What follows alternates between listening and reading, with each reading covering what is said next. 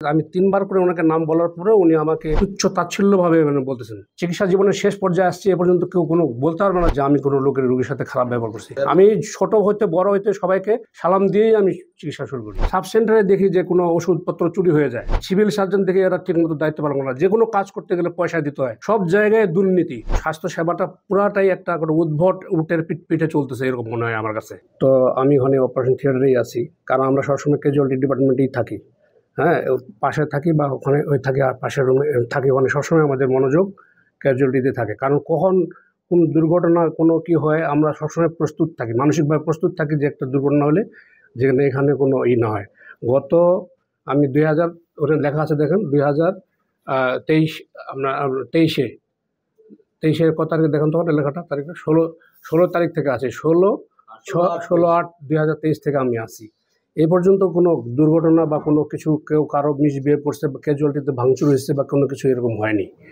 আমি খুব সুষ্ঠুভাবেই পরিচালনা করতেছি। আমাদের পরিচালক স্যার এবং আমাদের মানে সহকারী পরিচালক স্যার এবং ডেপুটি ডিরেক্টর স্যার এনাদের মানে তত্ত্বাবধানে আমরা খুব সুন্দরভাবেই চালাচ্ছি। এখন স্বল্প পরিসরে আমরা যতটুকু সম্ভাবনা ততটুকুই, এবং আমরা আলোচনা করতেছি যে ক্যাজুয়ালিটি ডিপার্টমেন্টের আমি কয়েকদিন আগে স্যারদের সাথে আলোচনা করছি, ওনারাও উদ্যোগী যে আমরা এটা আরও আপগ্রেড করে এখানে মানে যেন আরও উন্নত স্তর সেবা দেওয়া যায়, এরকম আমরা করি। আমরা এই অ্যানেস্থেসিয়া মেশিন আমাদের অ্যাভেলেবেল না। আমি চাইছিলাম এক মানে অনুষ্ঠানে ওই পরিচালক স্যারের সাথে আমার আলোচনা হয়েছিল যে উনি ওটার ব্যবস্থা নেওয়ার কথা বলছেন। ওটা হলে আমরা অ্যানেস্থেসিয়ার লোক কলেজ থাকলে আমরা আরও ভালো উন্নত সেবার এটা এরকম মানসিকতা পোষণ করি যে এরকম আমরা করতাম, চিন্তাভাবনা আমাদের এরকম আছে। এখন উনি আসে, উনি টেবিল নাই কি না কি এটা বলার জন্য আমি 3 বার করে ওনাকে নাম বলার পরেও উনি আমাকে মানে তুচ্ছ তাচ্ছিল্যভাবে বলতেছেন। আমার কিন্তু চাকরি বেশি দিন নাই, আমি মানে আর 1 বছর পরেই আমি পিআরএলে চলে যাব, কারণ আমি অনেক সিনিয়র। 2013-তে আমি এমএস করছি, আমাকে 2025-এ অ্যাসিস্ট্যান্ট প্রফেসর বানাইলো। আমি জেনারেল সার্জারিতে যদি এমএস করা থাকে, এখন আমি জেনারেল সার্জারিতে অপারেশন থিয়েটারে আমি মানে ভিতরে হাসপাতালের ভিতরে কোনো অপারেশন করার এখন আমার সৌভাগ্য হয়নি বা দুর্ভাগ্য হয়নি, যেটাই হোক। আমাদের যে এই যে আমার প্রেক্ষাপটটা, এটার জন্য দায়ী আমি মনে করি যে কর্তৃপক্ষের অবহেলা। মানে আমাদের এরকম করে আরও ম্যান পাওয়ার আছে যেগুলো আমরা কাজে লাগাতে ব্যর্থ, যে আমাদের সঠিক লোককে সঠিক জায়গায় কাজে আমরা দিতে পারি না।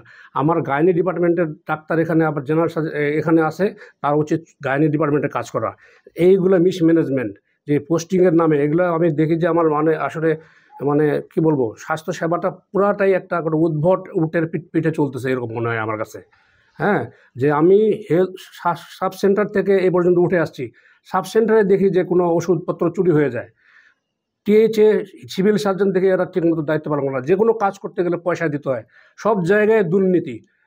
এইসব চিন্তাভাবনা করে আমার চিন্তা করতে আমার আসলে কাজ করার আর মানসিকতাই নাই।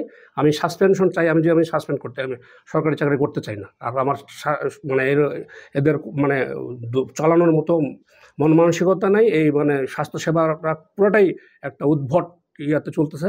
আর স্বাস্থ্য যারা রাজনীতি করে, পলিটিক্স করে, তারাও এই পলিটিক্সের সময় আসে খোঁজ নেয়, তারপরে আর কোনো আলোচনা হয় না, এইসব নিয়ে হয় না। আর গবেষণা এই দেশে সঠিকভাবে হয় না, ওইটা ফলস, একটা নীলক্ষেতের জায়গায়, নীলক্ষেতে ওখানে সবাই রিসার্চ পেপার জমা দিয়ে এগুলো করে, সত্যিকারের কোনো রিসার্চই হয় না, সম্পূর্ণটাই একটা ভ্রান্তির মধ্যে চলতেছে স্বাস্থ্যসেবা। এই জন্য আমি এগুলো খুব ত্যক্ত বিরক্ত, এবং এই লোকের ব্যবহার আরও আমি গুরুজনের মতো মনে করছিলাম যে আমাদেরকে গাইডলাইন দিবে।